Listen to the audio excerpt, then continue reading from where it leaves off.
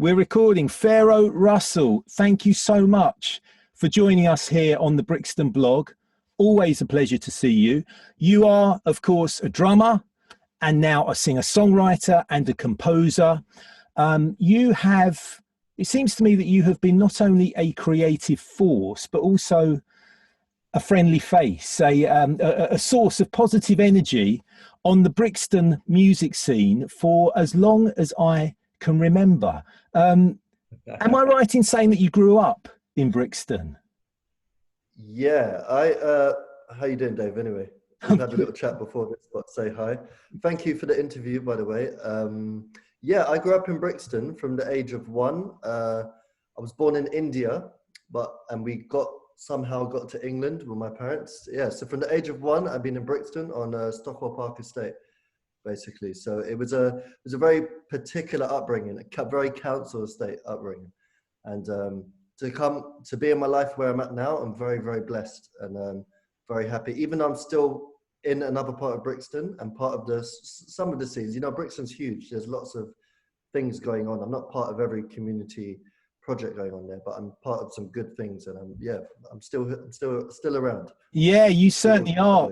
Yes, you certainly are part of some good things. We'll come to those. So when did you pick up playing the drums? When did you start with the music? I started late in secondary school, maybe 16-ish. There was a drum tutor in our school called Mr. Jackson, and he's amazing. Actually, but the first guy I ever saw playing drums, do you know, oh God, what's his surname? Andrew McLean, the drummer. He was in my school. He plays for Grace Jones now. He's a great drummer. Yeah. And he's the first guy I saw in the school assembly, and I was just like, whoa, it blew me away, like completely blew me away.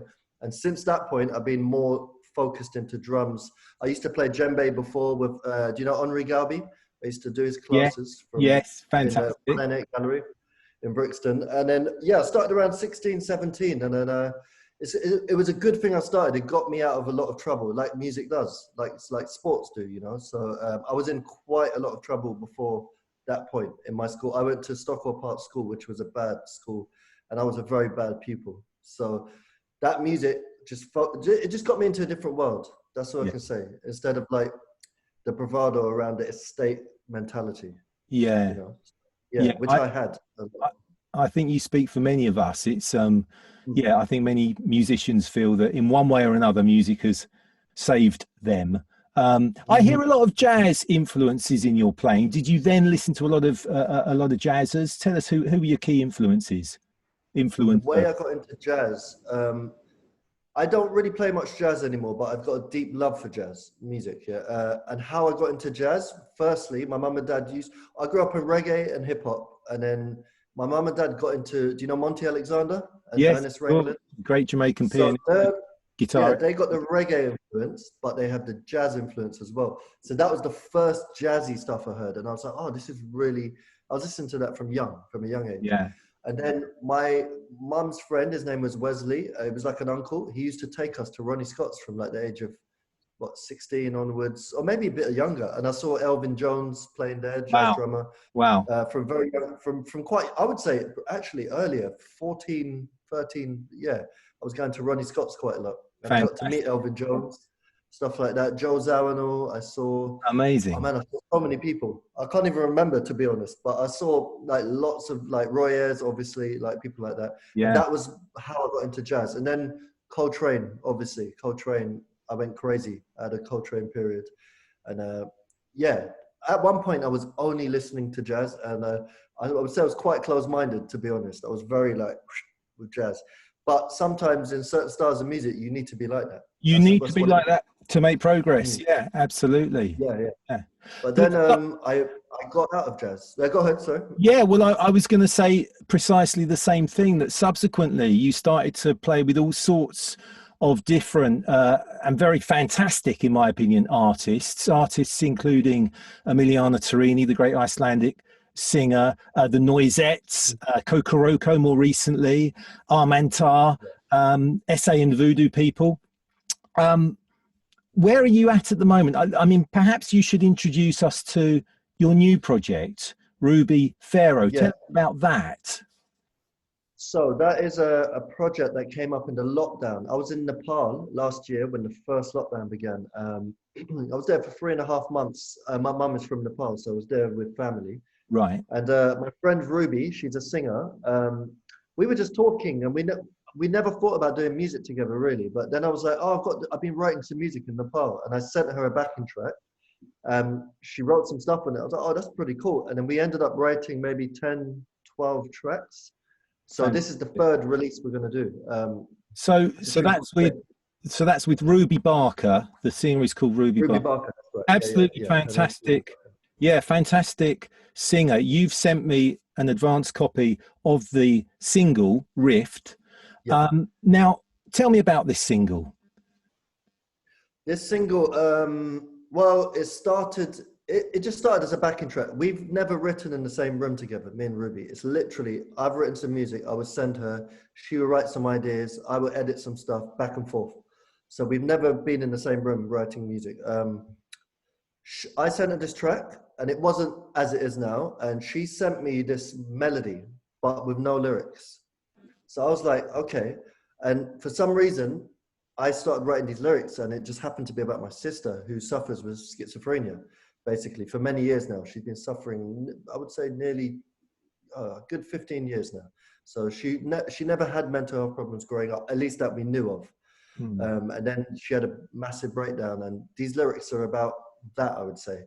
And that's why we're going to release it in conjunction with Mental Health Awareness Week. It's got that vibe about it. So that's how it came about, basically. It's a very beautiful and moving song. I would encourage anyone watching this video to, we'll put a link below this video, both to the song, which will be on Bandcamp, and I think a few days after that, everywhere else, SoundCloud and Spotify and so on.